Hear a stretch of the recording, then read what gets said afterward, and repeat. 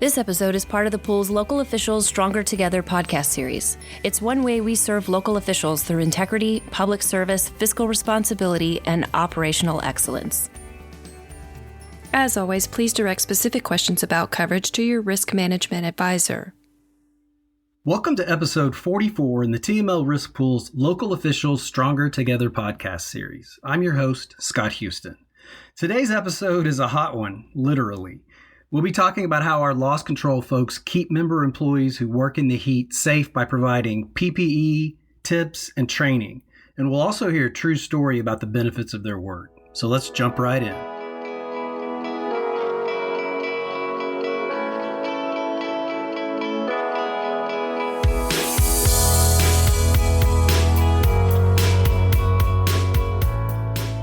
All right, welcome Johnny Vera, who's one of the pool's safety and loss control consultants. Johnny serves the Valley area. Welcome to the podcast, Johnny. Thanks, Scott. Hey, we're really excited to have you today and talk a little bit about some of the safety trainings that we do. Before we do that, just tell me generally, what is the role of a risk pool safety and loss control consultant like yourself? Yeah, so my role is to partner with members and their staff to help them identify risks, create awareness, and educate them on those risks and what they can turn out to be if they are not properly addressed. We also support our members by recommending practical ways to address those risks. But at the end of the day, we're here to support our members so they can stay safe out there, reduce risk, and of course, those associated costs. I think that our safety and loss control consultants are one of our best kept secrets, and we don't want that to be the case. You know, you and I have spoken several times in the Valley together, and most of the presentations I do, I really try to let people know what an important resource y'all are for folks. So we'll be talking about the Texas heat today, and obviously the Texas heat can be deadly. You know, it's been a little bit cooler this summer than in recent years, but really to me, it doesn't make that much difference, right? It still means temperatures in the mid 90s and heat indexes over 100. Tell me what resources we provide to member employees who work outside all day in that heat. Sure. So we always strive to provide support and education to our members in various ways.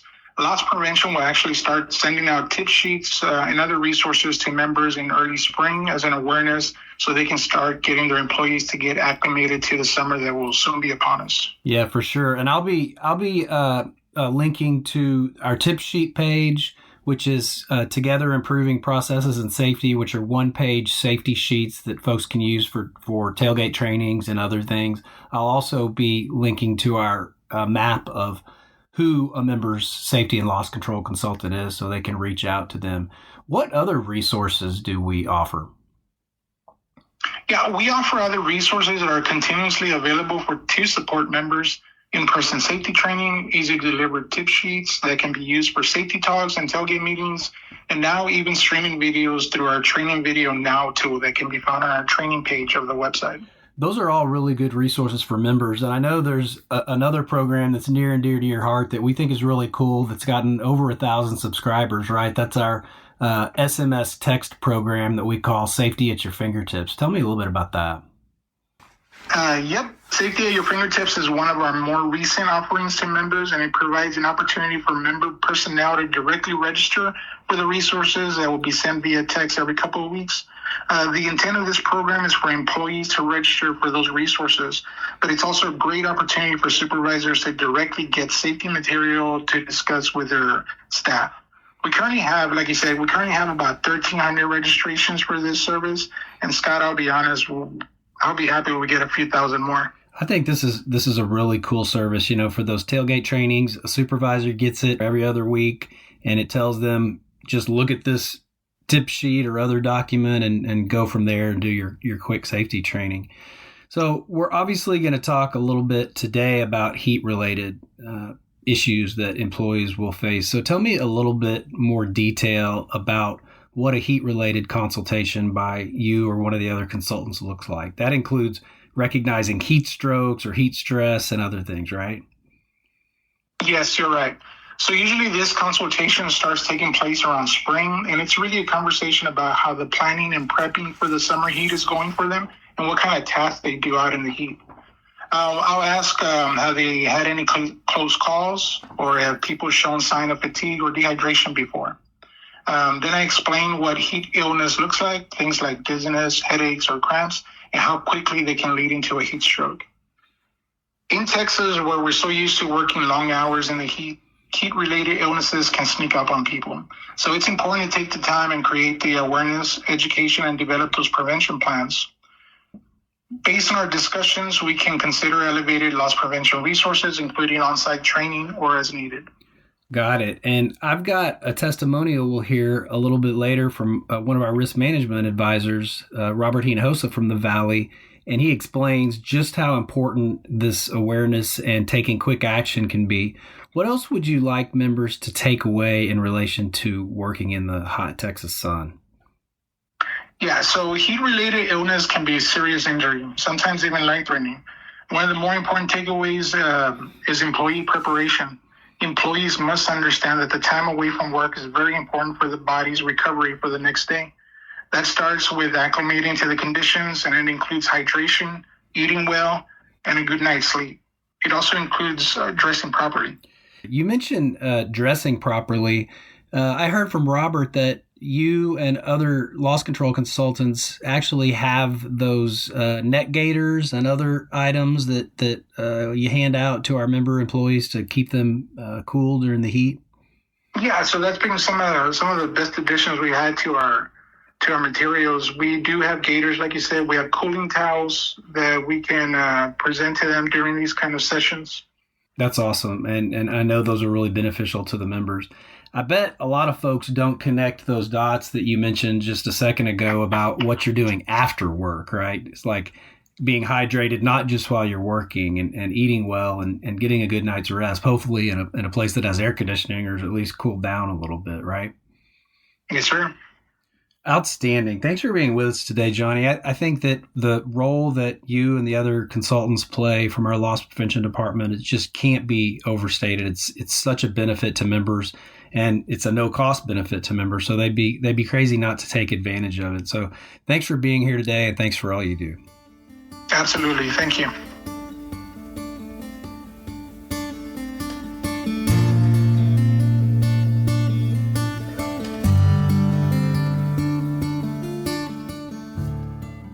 In lieu of action items today, I'm going to let you hear a testimonial about how Johnny's heat training efforts in the Valley paid off. I think it speaks for itself that if you had an action item, it would be to stay safe while working in the brutal Texas heat and to call on your safety and loss control consultant to help you do that. Robert Hinojosa is one of our risk management advisors, and Robert has a first-hand account of how our loss prevention trainings can really benefit members. So welcome to the podcast, Robert. Oh, thank you for having me, Scott. I'm really excited to have you here. And in full disclosure, you mentioned this a little while ago when you told us about this story, that this information came from your brother-in-law. But in truth, that makes me even think it's more credible from it's somebody you know. So tell us who your brother-in-law is, who he works for, and what happened to him recently down in the Valley. Absolutely. Yes, my brother-in-law's name is Ramiro Flores, and he works for Hidalgo County Drainage District Number 1 here in the Rio Grande Valley. And so it was maybe, I don't know, at this point, maybe a couple of weeks ago, 3 or 4 weeks ago, he gave me a call out of the blue one evening and he wanted to share a story with me. Tell me about that story, Robert. We had been seeing temperatures exceeding 100 degrees every day for weeks on end. And this particular day was absolutely brutal. You're talking 105 degrees. The actual temperature with the humidity, you're talking in excess of 110 degrees, right? At least the feel of it. And so he was sharing with me the fact that when he was out there supervising his crew, it was a particularly hot day, and he had recalled the training that they had received from Mr. Johnny Vera. And during that training, Johnny had passed out some PPE to help with the heat, right? So there are these face mask things that they kind of wear. There are these moisture wicking deals that when they get wet, it helps to wick away the moisture, but it retains enough that whenever there's a slight breeze, it has a cooling effect. So they had received enough from the pool to distribute to all of their workers. And along with that, they also had these cooling towels, right? They're microfiber towels that when you get wet with cold water and you wring out, you can kind of put them in different parts of your body and you feel that coolness. And he said the difference it made with his crew was night and day. I mean, they went from dragging to feeling much, much better with a simple PPE like that, right? And they had learned that through the training. And so that was great. So that really, really helped them out. That's so cool. Oh, wow.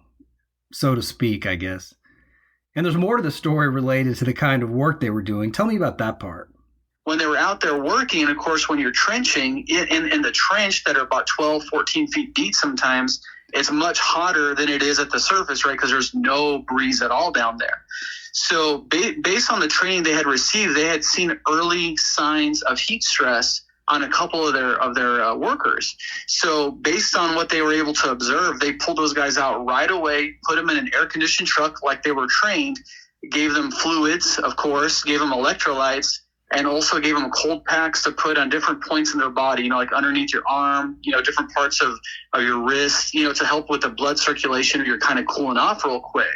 And based on their quick reactions, those men recovered extremely quickly and were able to return back to work just an hour later after that process, right? So all that training, they had recalled it, remembered, and it kicked in, and he was very excited to share how appreciative he was of that training, right? And all the things that they did. And since then, since that initial training, they were able to implement other things like canopies that they carry in the truck in the back to create shade for their workers. Because when you're working in those fields, there are no trees necessarily. There's no shade structures. So him, in collaboration with the county commissioners who invest greatly in the safety of their employees, were willing to spend not a lot of money on, not needing to spend a lot of money, but just spending the right amount of money on PPE and protection for the well-being of their staff. So he was just really excited about that, really, really grateful for all the work that Johnny did, and just wanted to share that with me. And of course, I wanted to share that with the people here at the pool to show that we appreciate all the work that our loss prevention department does. Okay, that's it for this episode. We'll talk again soon. To review written materials associated with the presentation or to ask Scott a question, please visit www.tmlirp.org and click on the Stronger Together podcast link. Please remember that the information in this episode is provided for informational purposes only and doesn't constitute legal advice. We recommend that you review the podcast and the accompanying written materials with your attorney prior to taking action.